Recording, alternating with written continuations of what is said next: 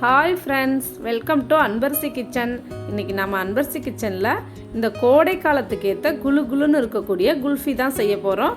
வாங்க இது எப்படி செய்யலான்னு பார்க்கலாம். அதுவும் நம்ம இப்போ செய்கிறது மலாய் குல்ஃபி. இந்த குல்ஃபி செய்கிறதுக்கு 3/4 லிட்டர் பாலை அடுப்பில் வச்சுருக்கோம். இது நல்லா வற்றி 1/2 லிட்டராக வர அளவுக்கு நல்லா கிண்டிக்கிட்டே இருக்கணும். அப்படி நம்ம கிளறி கொடுத்துக்கிட்டே இருக்கும்போது ஏடுபடியும் அந்த ஏடெல்லாம் எடுத்து விட்டு நல்லா கிளறி கொடுத்துக்கிட்டே இருக்கணும். இப்போ நல்லா பால் வற்றி 1/2 லிட்டருக்கு வந்துடுச்சு. இந்த டைமில் 1 ஸ்பூன் கார்ன்ஃப்ளவர் எடுத்துக்கிட்டு அதை நல்லா பாலில் மிக்ஸ் பண்ணிக்கிட்டு அது கூட சேர்த்துக்கிறோம். இப்போ சேர்த்துக்கிட்டு கட்டி பிடிக்காமல் நம்ம கிளறிக்கிட்டே இருக்கணும். இந்த குல்ஃபிக்கு நம்ம பால் பவுடர் சேர்க்கணும். பால் பவுடர் 1 ஸ்பூன் எடுத்துக்கிட்டு கொஞ்சம் பால் விட்டு நல்லா மிக்ஸ் பண்ணிவிட்டு அது கூட சேர்த்துடணும். இது மலாய் குல்ஃபிங்கிறதுனால நம்ம கண்டென்ஸ் மில்க் தான் சேர்க்கணும். நம்ம ஈஸியாக வீட்டில் இருக்க பொருள்களை வச்சு தான் நம்ம செய்கிறோம். அதனால் நம்ம மில்க் பவுடரே போதும். மில்க் பவுடர் பக்கத்தில் இருக்க கடைகளில் அமுல் அது மாதிரி பிராண்டடாக இருக்கிறது கூட 5 ரூபா 10 ரூபா பேக்கெட்டில் கிடைக்குது. அதில் ஒன்று எடுத்துக்கிட்டாலே போதும். இல்லைனாலும் சேர்க்கலைனாலும் பரவாயில்ல, விட்டுடலாம். அடுத்தது இதுக்கு தேவையான அளவு சர்க்கரை சேர்த்துக்கலாம். உங்கள் இனிப்புக்கு தேவையான அளவு நீங்கள் செக் பண்ணிட்டு சேர்த்துங்க. நான் 8 ஸ்பூன் சர்க்கரை சேர்த்துருக்கேன். இது கூட முந்திரி, பாதாம், பிஸ்தா எல்லாம் நான் கொஞ்சம் பொடி பண்ணி வச்சுருக்கேன்.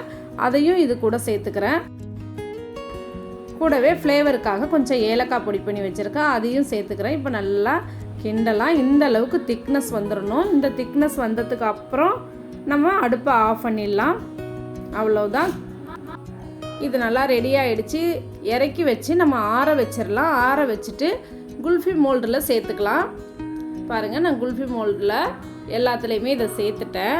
இப்போ குல்ஃபி மோல்டு இல்லாதவங்க வீட்டில் இருக்க டம்ளர் எடுத்துக்கிட்டு அதிலையே நம்ம வச்சுக்கலாம். பாருங்கள், ஒரு டம்ளர்லேயும் நான் ஊற்றி காமிக்கிறேன்.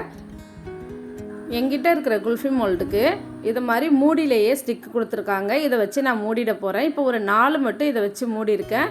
இன்னும் ஒரு 2க்கு நான் ஐஸ்கிரீம் ஸ்டிக் வச்சு உங்களுக்கு மூடி காமிக்கிறேன். பாருங்கள், இதை போல் ஒரு அலுமினியம் ஃபாயில் பேப்பர் எடுத்துக்கிட்டு அதை மேலே வச்சு நல்லா டைட்டாக மூடிடணும். மேலே ஐஸ்கிரீம் ஸ்டிக்கை வச்சு சொருவி விட்டுடலாம். இப்போ இந்த டம்ளரையும் இந்த பேப்பர் வச்சு மூடிட்டு ஒரு ஐஸ்கிரீம் ஸ்டிக்கு சொருவிடலாம். இப்போ இது எல்லாம் ரெடி பண்ணிட்டோம். இதை ஒரு 8 மணி நேரம் ஃப்ரீசரில் வச்சிடலாம். வாங்க இதை எடுத்துகிட்டு போய் அப்படியே வச்சுட்டு வந்துடலாம். இப்போ 8 மணி நேரம் ஆயிடுச்சு. நம்ம எடுத்து பார்க்கலாம். பாருங்கள், எடுத்துகிட்டு வந்திருக்கேன். ஃபஸ்ட்டு நம்ம ஐஸ்கிரீம் ஸ்டிக் சொருவி இருக்கோம் இல்லையா, அதனால் இந்த பேப்பரை எடுத்துகிட்டு அது எப்படி இருக்குன்னு பார்க்கலாம். இப்போ பாருங்கள், இதை லைட்டாக ஒரு சுற்றி இப்படி எடுத்தோன்னா வந்துடும். எவ்வளோ அழகாக வந்துருச்சு பாருங்கள். இந்த குல்ஃபி பார்க்குறதுக்கு எவ்வளோ சூப்பராக இருக்குது பாருங்கள். இந்த குல்ஃபி ரொம்ப டேஸ்ட்டாக இருக்கும். கடையில் கிடைக்கிற மலாய் குல்ஃபி எப்படி இருக்குமோ அதே டேஸ்ட்டு தாங்க இருக்கும். அவ்வளோ சூப்பராக இருக்கும். இப்போ நான் இந்த ஸ்டிக்கில் இருக்கிறதையும் எடுத்து காமிக்கிறேன் பாருங்கள். கூடவே நம்ம டம்ளரில் வச்சோம்ல அதில் ஒன்று இருக்குது, நம்ம அதையும் எடுத்து காமிக்கிறேன் பாருங்கள். ஒரு சுற்றிட்டு அப்படியே தூக்குனா வந்துடும். எவ்வளோ அழகாக வந்துருச்சு பாருங்கள். ரொம்ப ஈஸியாக நம்ம இதை செஞ்சிடலாம். இதை நீங்கள் உங்கள் வீட்டில் ட்ரை பண்ணி பாருங்கள். உங்களுக்கு இது பிடிச்சிருந்துச்சுன்னா அன்பரசி கிச்சனுக்கு ஒரு சப்ஸ்கிரைப் பண்ணுங்கள். கூடவே பக்கத்தில் இருக்க பெல் பட்டனை கிளிக் பண்ணுங்கள், லைக் பண்ணுங்கள், ஷேர் பண்ணுங்கள், கமெண்ட்ஸ் பண்ணுங்கள். நன்றி, வணக்கம்.